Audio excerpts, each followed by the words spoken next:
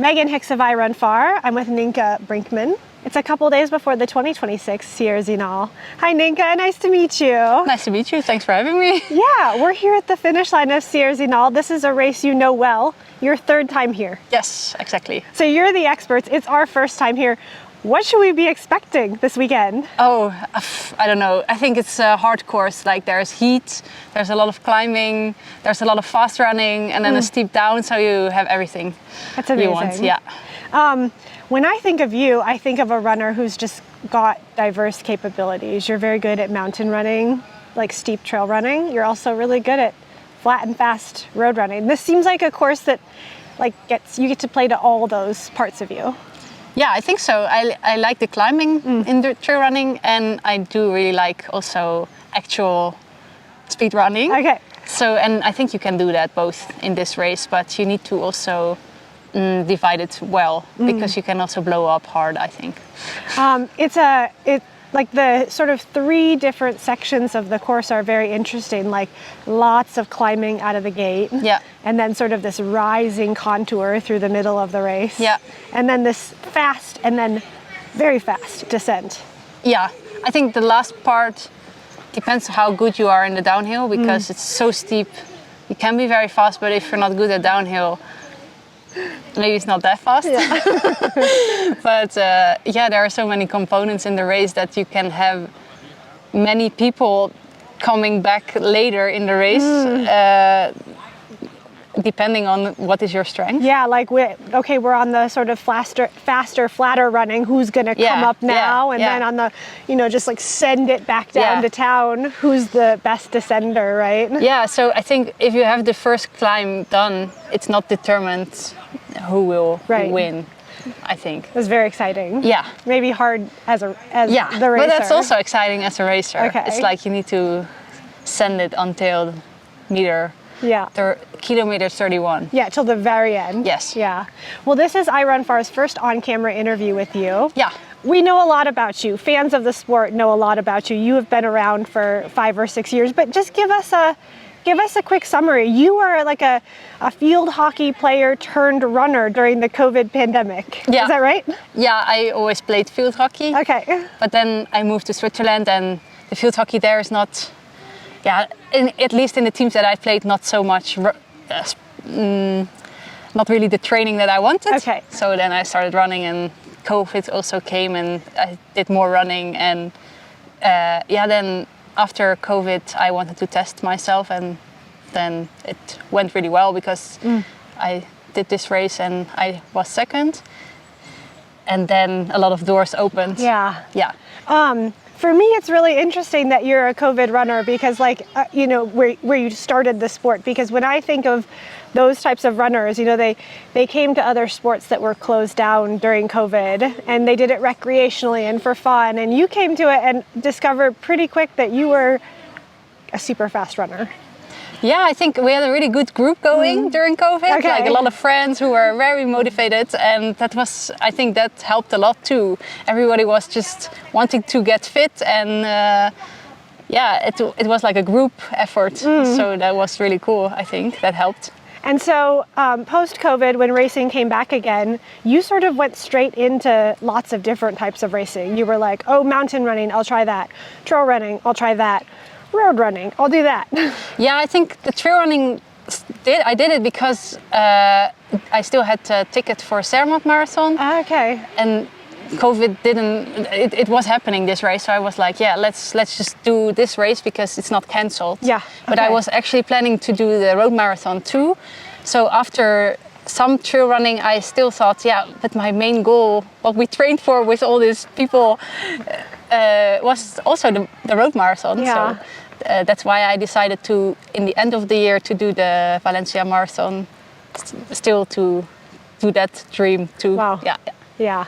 And you, on the marathon side, you progressed very quickly. I think you were, 3 years into your running, and you ran 2:22, which was a Dutch national record? Yeah, at the time. At the time. Now it's broken. Yeah. It's okay, records are meant to go, aren't they? What was that progression like? Like you said, you had a great elite training group that you were able to get into quite quickly. But what was that, like, such a fast progression like? I think, I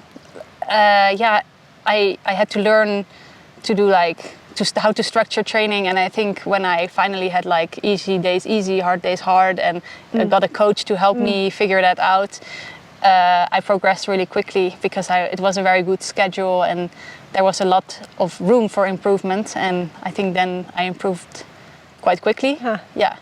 And then you started with some trail races too, like the Zermatt Marathon is sort of a little bit, I don't know what the right way to say it is, half and half? Because it's very hilly. Oh, yeah. But then you progress to things like being here, and then Zagama, and some of the more like rugged trail races. Yeah, I needed to practice that a lot because my technical skills weren't great. But that was nice too, because if you're so new to it, you also improve quickly. So then it's also fun because every training you feel like, oh, now I can run this way downhill much faster than, I don't know, a week ago or something. It's crazy to me to listen to you talk about like your progression, because like in my mind, somebody who goes and wins a race as technical as Zagama, you know, what was it, 4 years into your career, something like that? I think two or something. Yeah, okay. A really small amount of time. Yeah. Like that's just extraordinary to me. Like you got good at technical running real quick. Yeah. But I think in Zagama we had also perfect conditions. It was not super slippery that year, so maybe it was a good year for me. It was the year with your name on it. So the last couple of years, like looking at your social media and speaking off camera, you've had sort of a cycle of like injury, recovery, but now you're on sort of like this long forward, healthy trajectory. Yeah, I hope so. Yeah. I think, touch wood. Yeah.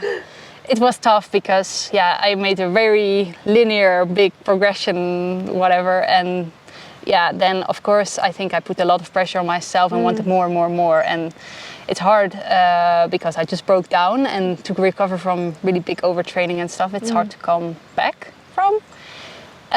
But now I really learned some really important things, I think, to actually be in a more balanced person and not be so stressed or so put so much pressure on myself. So I think I learned also a lot from it, but I rather not learn it the hard way though. But I guess people go through phases like this. Golden Trail World Series, of which Sierre-Zinal is part of the series, put out a really nice video about you yesterday. Oh yeah. And just how you're coming here with sort of a refreshed and just new psychology. Yeah, and I also don't expect myself to be at the podium this weekend at all. The field is really deep, but I also don't count myself out. I just think I really want to have a fun race and enjoy it. But of course, I also want to just go as hard as I can, and then we will see. Of course you do. Yeah, who doesn't?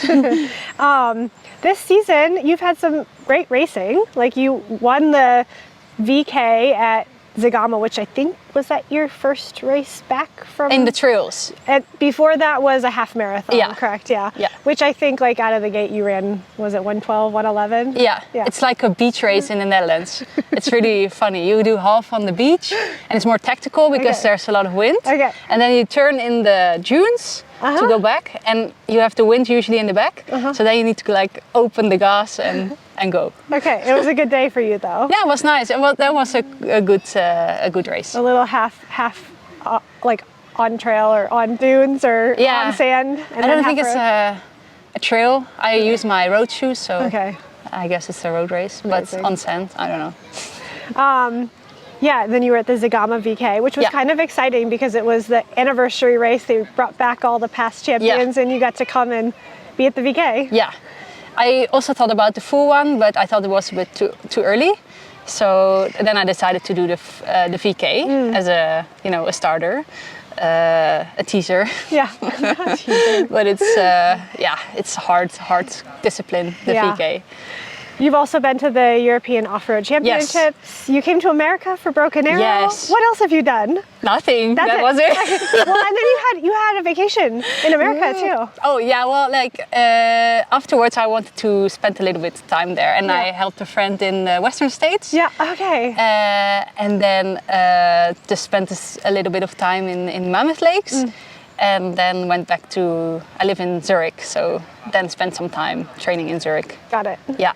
So now we're here at Sierre-Zinal. Yeah. This is your third time at the race. Yes. You have 2 top 10 finishes. One of those is a podium finish. But you said you're sort of putting all that aside and running freshly. Yeah, because I don't know, I can't really compare to that part of me. Yeah. So I start fresh. Let's see. Yeah.